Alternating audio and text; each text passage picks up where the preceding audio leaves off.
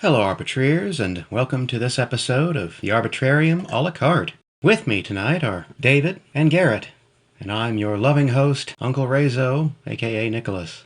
I would like to discuss the importance of gatekeeping and, well, preserving our chosen fandoms from people who just will kind of take away what's special from them.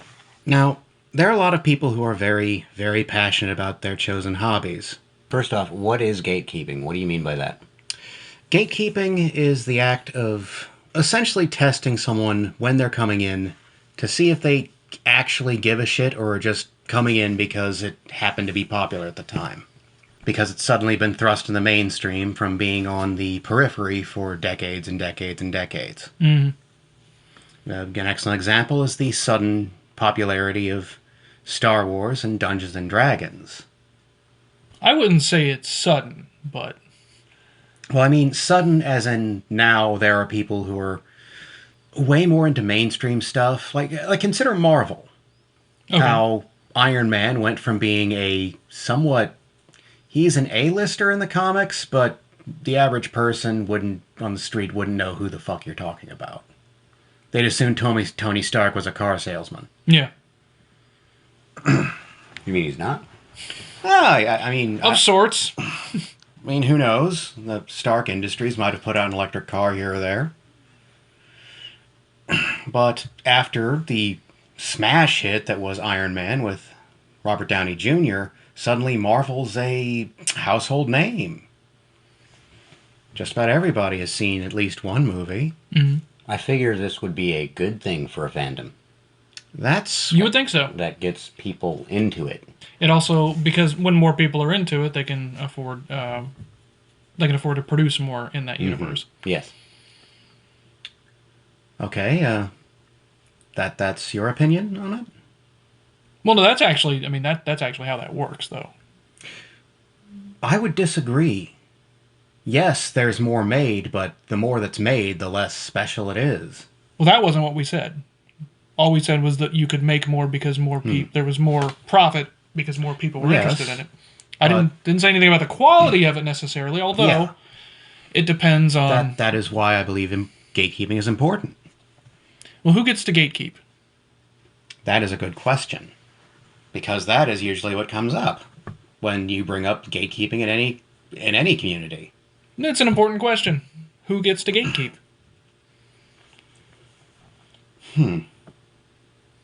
Well, I'm of the opinion that the people who liked it originally, before it was suddenly thrust in the mainstream, people who used to buy the comics, who read them before they were cool. Now you're just a hipster. Yeah, I'm getting into hipster territory. How do you know who these people are? Is there a test? Is it written? If it's written, I can pass it. Well, it's not like anybody's making multiple choice for, are you really a fan of 40K, or you're just here because you watched a few One Mind Syndicate videos? Oh, I'm sure those exist somewhere. I find they're most prevalent just unofficially, just interacting with people who are into it. Typically, the more corrections someone has, the deeper they're deeper into the lore they are. More corrections? Yeah. What do you mean by that? Well, then we get into the concept of canon. Like what's canon, what isn't canon, and what's considered official by the people who make it. Yeah, but then at some point, things that are official, the gatekeepers tend to get pissy about that if they don't like it and they don't want it to be canon. But it's technically canon because the people who get to decide what's canon are the people that created it, and those are the people that created it. So what do you do? Or they're the corporate people who bought it afterwards. See what happened with Marvel and Star Wars. I didn't know what happened with Marvel. Oh yeah, Disney bought Marvel. Well, then who gets to decide what's canon? Unfortunately, Disney, and they typically make a fucking hash of it. So they do get to decide what's canon. Yeah. Because they own it. So they should be able to gatekeep. Because they would be able to dictate what is actually true and make the most corrections. Yeah. So they would have the ability to gatekeep, since they know the most about the property, since they can say whatever they want about it. They would have the most right to gatekeep, I would say. Yeah. Whether or not you like that Yeah. is a different question, but then... Oh, I despise that Oh, thought. well, yeah. Yeah. Well, I despise the thought of just about anybody gatekeeping to petty levels of disgust, the kinds that you generally see and that are sort of a cliche of internet forums about popular fandoms. I mean, what the hell? That was the downfall of Tumblr. It just took a while. That and getting rid of the Tumblr... porn. Well, Yeah, that was the biggest thing. well, I mean, as far as the trope of the Tumblr, the tumblefuck as they've come to be known. before Tumblr got rid of all the porn, there were still tumblefucks. And they were those exact types of people. They were the ones that were shipping this and shipping that, and you couldn't do this and you couldn't do that. It's like, who the hell are you? Did you create this show? Yeah. Well, they eventually just migrated to Twitter, Yeah. and you have people who are genuinely pissed off that there are two straight characters in a canon relationship. It's like, why didn't they make them gay?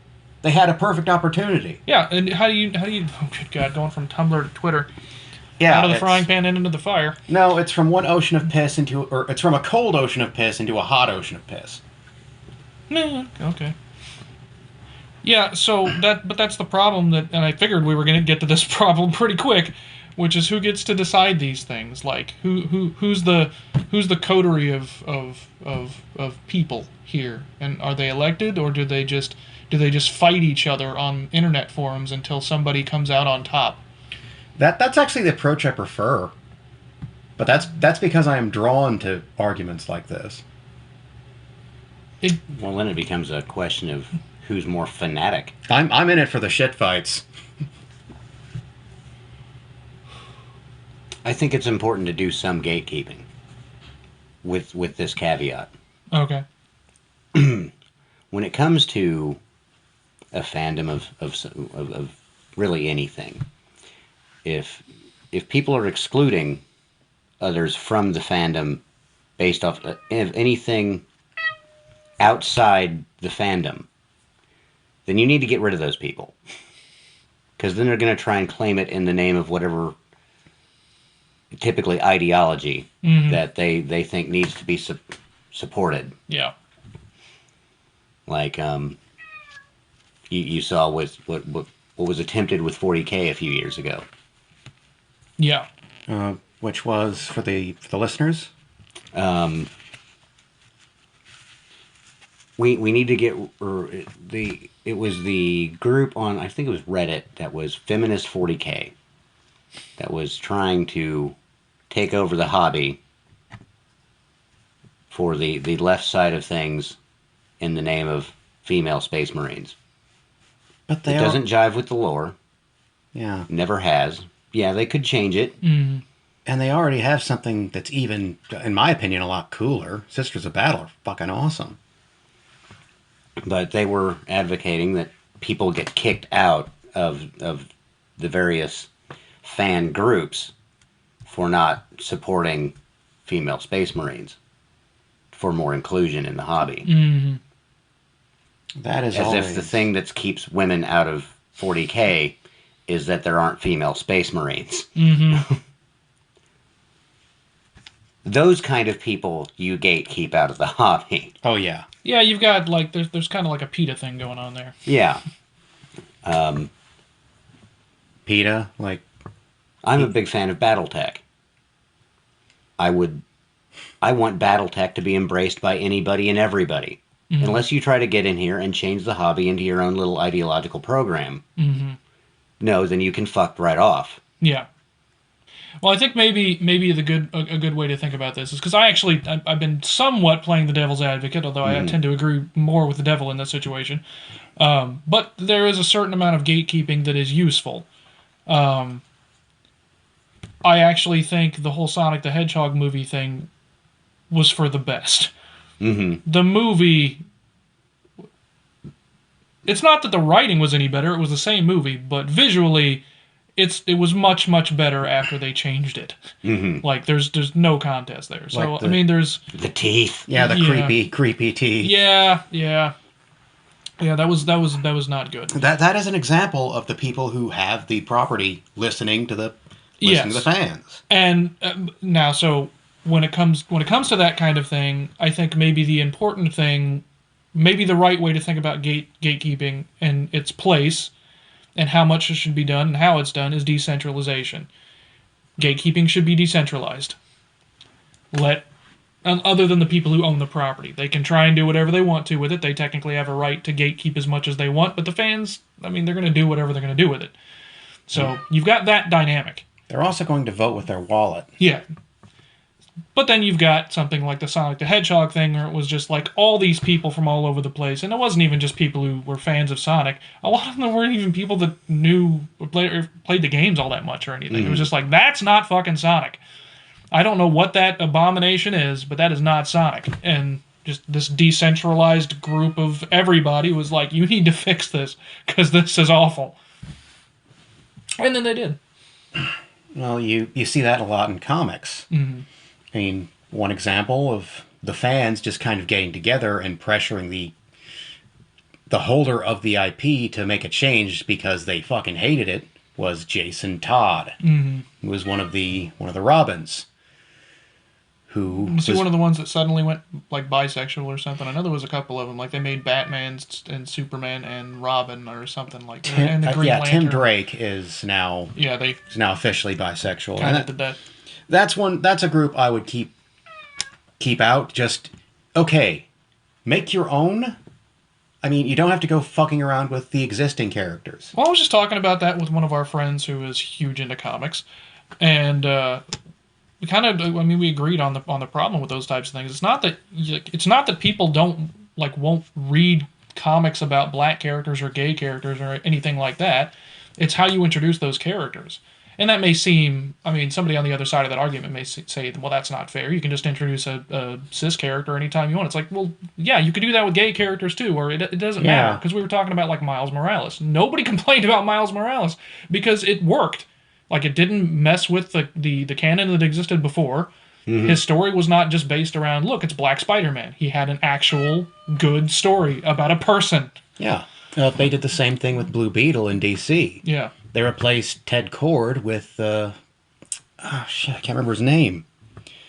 I do know that his run was particularly interesting because he broke a lot of the usual tropes of superheroes. Mm-hmm.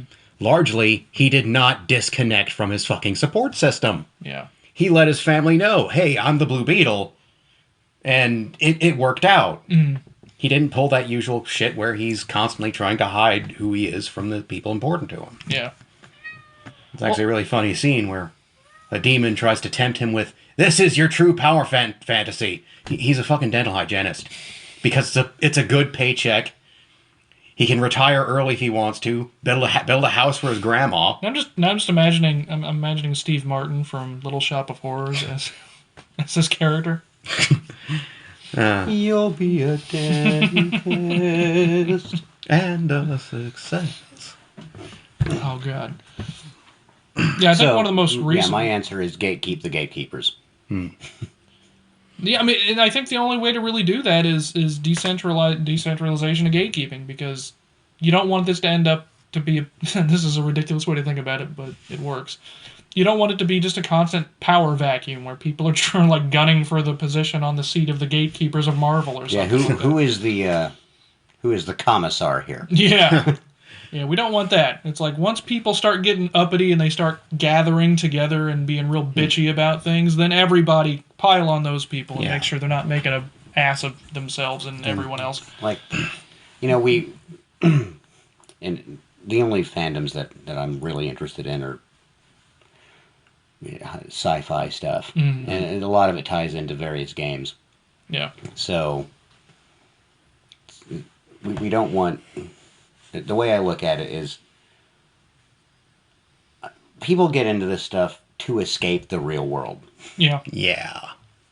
To think about something that isn't their life. So why are you trying to bring the real world into these? I get arguing, physics, because it's hard to politicize physics. Mm-hmm. You'd be surprised. It could be done, I'm sure, but money. Well, That's how it's done. last time someone politicized a very exact science, it resulted in a famine. Yeah. Yeah. Plants compete with each other, people. Well, somebody's paying for the research. Well, one of I these mean, cases where there is this, you mentioned the feminist 40K group, but there's also the people who wind up in the positions at the companies who own it who wind up fucking it royally. Look at the Rings of Power. Yes, Rings of Power and Dungeons and Dragons. They dropped a very interesting species from Spelljammer because, well, let's face it, the people who started complaining were gigantic racists. They automatically assumed, oh, this species are based off of simians, they have to be based off of black people. Or the people who decide, hey, orcs, they're black coded, they have to be.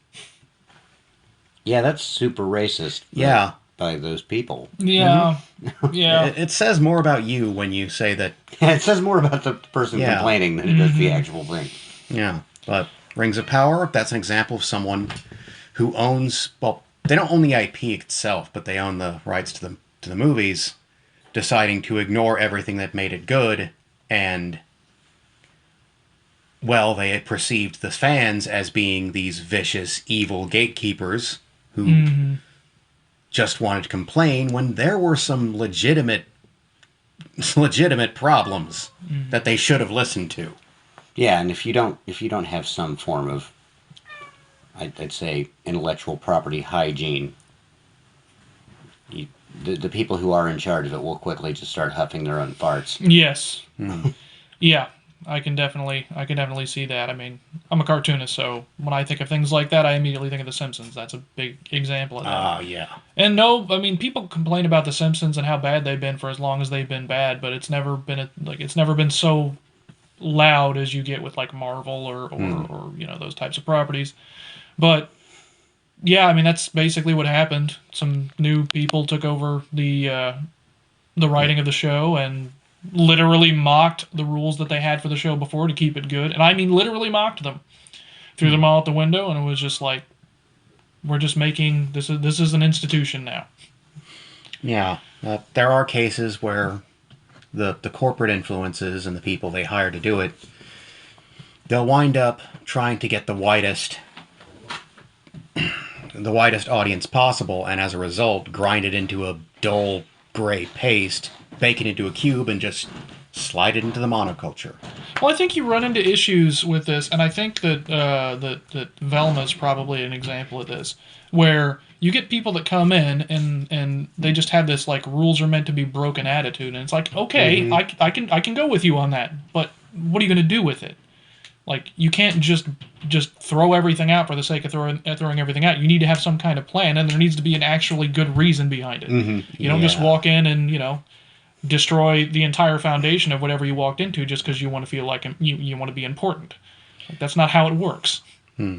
Pollock had some intent. What they're doing is just blowing up a paint factory. Not even for an artistic reason. How does this relate to Velma? I'm not sure. I'm not following the metaphor. My one? The Jackson Pollock metaphor. Well, there was a... Yes, it's just looks like a bunch of noise, but there was intent behind it.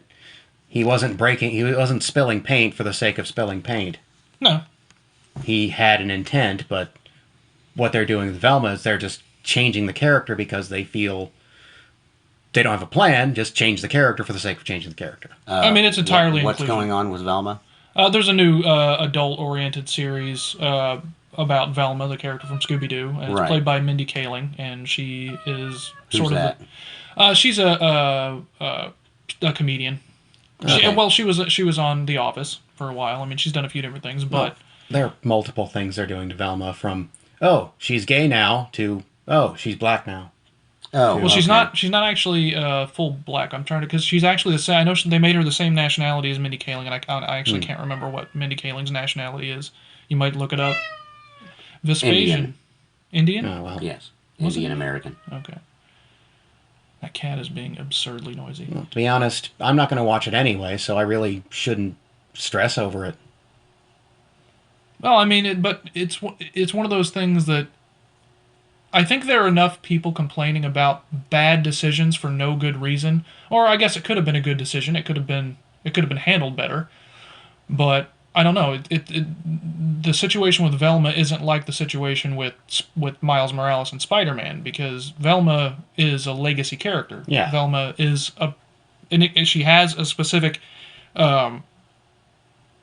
sex or gender or whatever you want to say. I mean, she was always a white character, like those types of things. And the reason I think that it's important for people to actually have those conversations is because, and I've been saying this for a long time, and I'm seeing it start to come to fruition, where it's like, black people and Asian people and Indian people, they're going to look back at these situations where we're basically just taking a white character and making them black or something. They're not going to remember these moments fondly. It's brownsploitation. Because all it is telling them essentially, yeah, nobody cares enough about you to watch a new character from somebody of your race. We have to take a character that's already popular and just make them your race, so we know that people will engage with it.